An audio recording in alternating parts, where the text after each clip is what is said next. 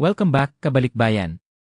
You're watching Balikbayan Hub, ang Global Information Center para sa lahat ng may kinalaman sa Balikbayan boxes, from senders abroad to recipients sa Pilipinas. Yes, whether first time mo magpapadala or matagal ka nang nagpapadala ng Balikbayan box, this channel is for you.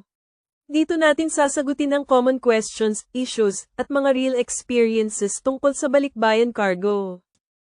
So let's start with the most basic question, ano ba talaga ang Balikbayan box? In simple terms, ang Balikbayan box ay isang malaking cargo box na pinapadala ng mga Filipinos abroad papunta sa Pilipinas, usually filled with pasalubong, personal items, at minsan essentials para sa pamilya.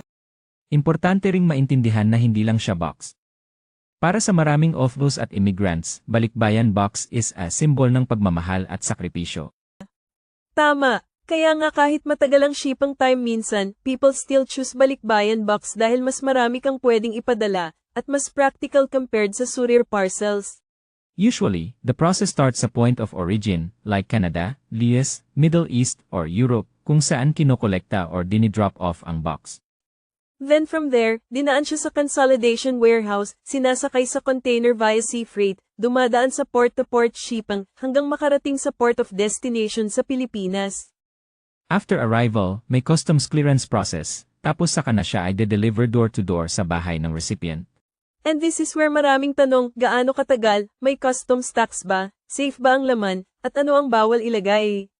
Lahat ng yan, isa-isahin natin sa future episodes. One common misconception is automatic mabilis or automatic delayed ang Balikbayan box. Exactly. Maraming factors ang involved, shipping schedule, weather, port congestion, customs processing, kaya importante ang tamang expectations.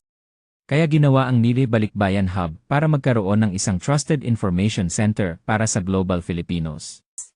Hindi lang kami nag-i-inform, we also answer real questions from real people, lalo na yung galing mismo sa comments ninyo.